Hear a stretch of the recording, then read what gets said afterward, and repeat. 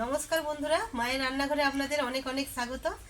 আজও অন্যান্য দিনের মতন একটা রেসিপি নিয়ে আপনাদের কাছে হাজির হয়েছি। তো বন্ধুরা, শীতকাল মানেই ভেজিটেবিল, সব রকমের শাক সবজি সব কিছু পাওয়া যায়। তাই সমস্ত কিছু নিয়ে আমি আজকে বানাচ্ছি ভেজিটেবিল চপ। তো বন্ধুরা, পাশে থাকবেন, সাথে থাকবেন, প্রথম থেকে শেষ অবধি ভিডিওটা দেখার অনুরোধ রইল। তো আমি কি দিয়ে বানাচ্ছি সেটা আপনারা একটু দেখে নিন।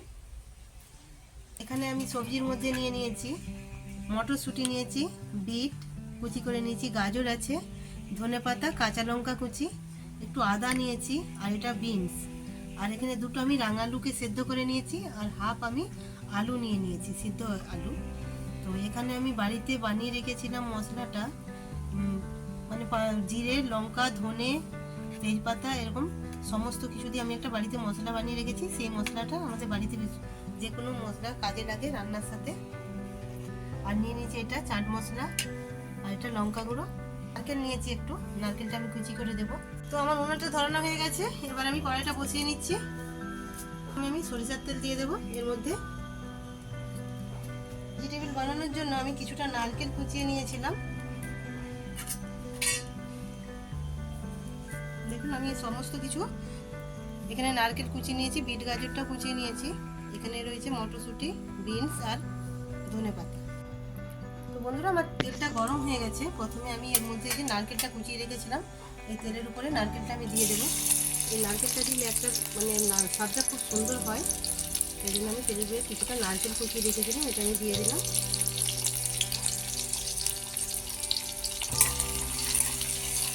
নারকেলটাকে আমি হালকা ভেজে নিয়েছি।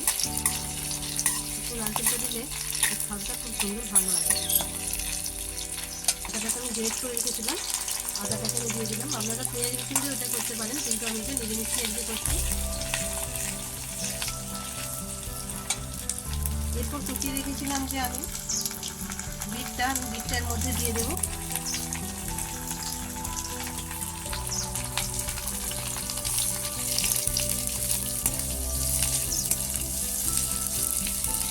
এরপর আমি গাজরটাও দিয়ে দেবো।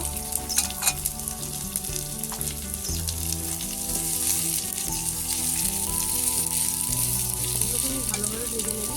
এই যে লঙ্কা কুচিয়ে রেখেছিলাম, লঙ্কাটাকেও আমি দিয়ে দেবো।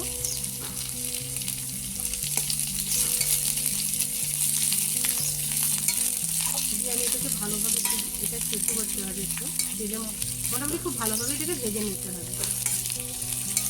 আমি এটাকে সেদ্ধ করে নিই, তেলের উপরে এটা আমি সেদ্ধ করে নেবো, তেলেতে ভেজে এটা সেদ্ধ করে নেবো। এর মধ্যে হালকা করে নুনটা দিয়ে দিলাম। নুনটা দিয়ে দিলে সেটা সেদ্ধ হয়ে যাবে চট করে।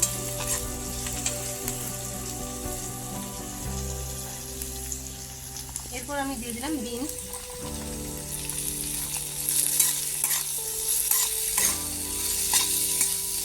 এটাকে ভালোভাবে এটাকে সেদ্ধ করে নিতে হবে। তেলের উপরে দিয়ে এটা নুন দিয়ে দিলে এটা সেদ্ধ হয়ে যাবে।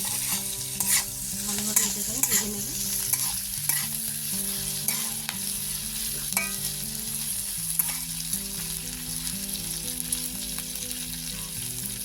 মটরশুঁটিগুলো রেখেছিলাম, আমি মটরশুঁটিগুলো দিয়ে দেবো এর মধ্যে। এটা শীতকাল বন্ধুরা, আপনারা যত খুশি সবজি দিয়ে এটা করতে পারেন। ভেজিটেবিল মানে সব রকম সবজি দিয়ে এটা করানো যায়। আমি গাজর, বিনস, এটাকে সব রকম দিয়ে আমি ভেজিটেবিলটা বানাচ্ছি। এইভাবে এটাকে ভেজে এটাকে সেদ্ধ করে নিতে হবে।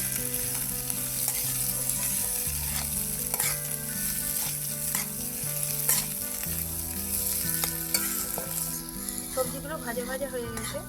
এবার আমি এখানে আলুটা সেদ্ধ করে রেখেছিলাম, একটা গ্রেটার নিয়েছি। গ্রেটার সাহায্যে আমি এবারে আলুটাকে আমি গ্রেট করে নেব। আপনারা এটা ভালোভাবে নিজেও নিতে পারতেন, আমি এটা গ্রেটারের সাহায্যে করছি। এটা হলে খুব সুন্দর হয়।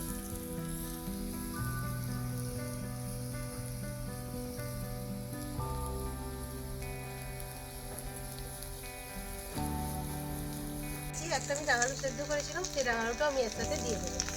দেখুন, এইভাবে এটা গ্রেট করে নিলে খুব সুন্দর হয়।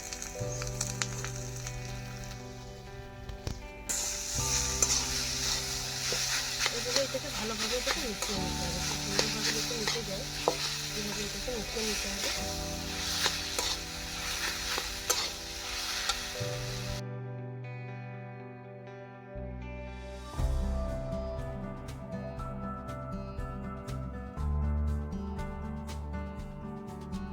চাট মশলা আর ম্যাগি মশলা আছে, আমি এটা দিয়ে দিলাম। এটা আমি বাড়িতে মশলাটা বানিয়ে রেখেছিলাম। তেজপাতা, শুকনো লঙ্কা, গোটা জিরে, ধনে, লবঙ্গ, এলাচ দিয়ে আমি বিভিন্ন রকম দিয়ে মশলা দিয়ে এটাকে আমি বানিয়ে রেখেছিলাম। এটা আমি এর মধ্যে দিয়ে দিলাম। দিয়ে এটাকে ভালোভাবে আবার ওই মশলাটা দিলে ঝালটা এত সুন্দর হয়। বন্ধুরা বাড়িতে এইভাবে যদি আপনারা বানিয়ে যেকোনো তরকারি দিতে পারেন এই মশলাটা, সেগুলো কাঠখোলায় ভেজে এই মশলাটা বাড়িতে বানিয়ে রেখে দেবেন, দেখবেন সমস্ত তরকারির সাথে দিলে তরকারির স্বাদটাই আলাদা আছে।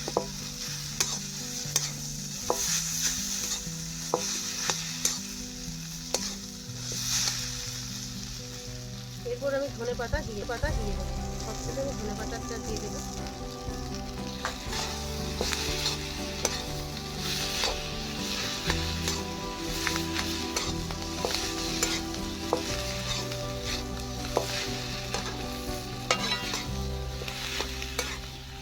এবার এর মধ্যে আমি কিছুটা শুকনো খোলায় বাদাম ভেজে রেখেছিলাম, বাদামটা আমি সবশেষে এর মধ্যে দিয়ে দিলাম। দিয়ে এটাকে আবার ভালো করে মিশিয়ে নিতে হবে।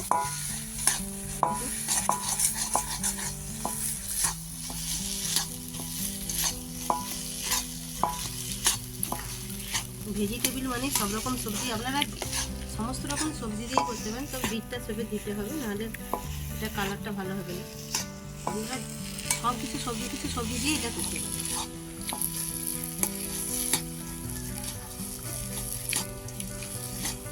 এবার এটাকে আমি ঢেলে দেবো। সিদ্ধ হয়ে গেছে, খুব সুন্দর এটা পুরো তৈরি হয়ে গেছে। এটা আমার কমপ্লিট। এবার এটাকে আমি ঢেলে দেবো।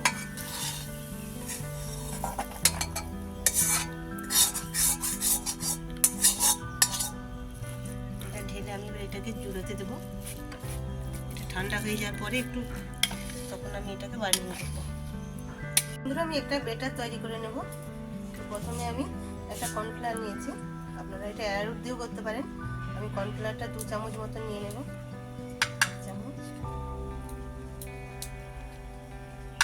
2 চামচ মতন আমি কর্নফ্লাওয়ার নিয়ে নিলাম। আর ময়দা নিয়ে নিচ্ছি আমি 2 চামচ। দেখুন এর সাথে আমি অল্প একটু নুন দিয়ে দিলাম। দিয়ে আমি ব্যাটারটাকে ভালোভাবে আমি তৈরি করে নেব। দেখুন এইভাবে একটা পাতলা ব্যাটার তৈরি করে নিতে হবে।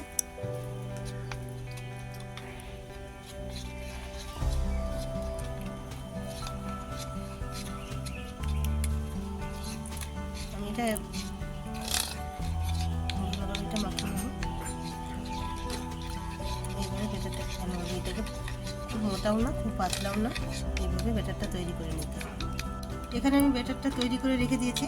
এখানে এটা ঠান্ডা হয়ে গেছে। এবার এটা আমি এবারে পাকিয়ে নেব আস্তে আস্তে। দেখুন আপনারা যেভাবে শেপ দিতে পারেন সেই রকম দেবেন। আমি এটা লম্বা করে একটু শেপটা দিয়ে নিচ্ছি।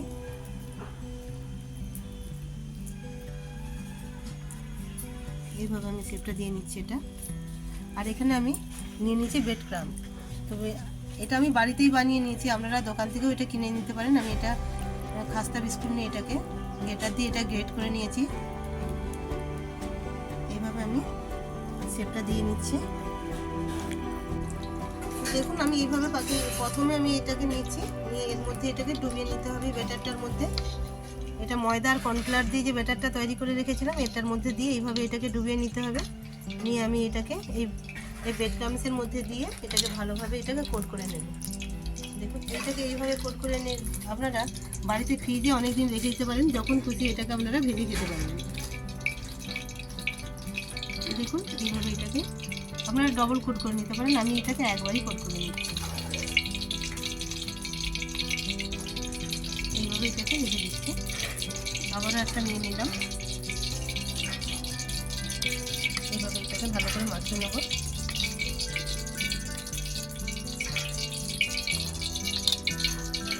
আবারও এটাকে এইভাবে এটাকে কোট করে নিচ্ছি।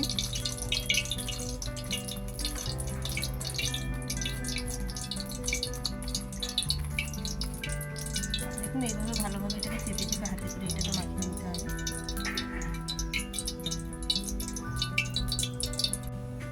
দেখুন আমার সমস্ত ভেজিটেবিলগুলো রেডি হয়ে গেছে। এই পাশে কড়াইতে আমি তেল দিয়ে দিয়েছি, তেলটা গরম হচ্ছে। আর এই পাশে আমার এটা তৈরি হয়ে গেছে, সমস্তগুলোই আমার রেডি হয়ে গেছে। এবার এটা আমি ভেজে নেব।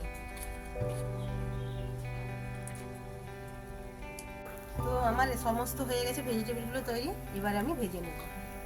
দেখুন তেলটা হালকা গরম হয়েছে, এবার আমি এর মধ্যে দিয়ে দেবো একটা একটা করে।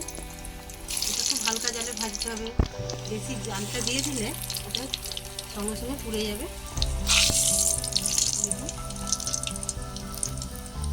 এটা অল্প অল্প জাল দিয়ে এটা ভেজে নিতে হবে।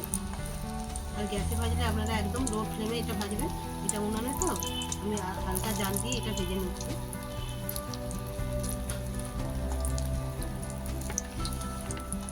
একদম লাল লাল করে এটা ভেজে নিতে হবে। দেখুন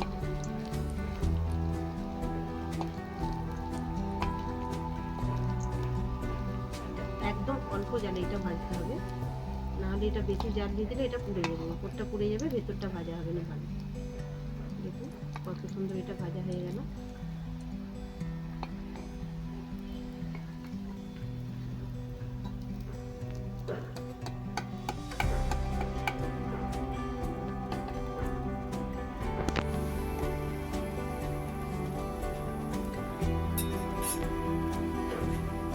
আবার আমি একটা ব্যাচ দিয়ে দেবো।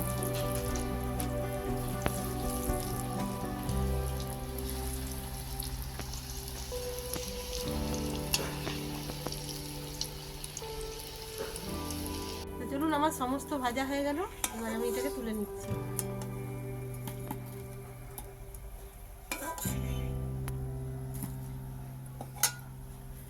দেখুন আমার সবগুলোই ভাজা হয়ে গেছে।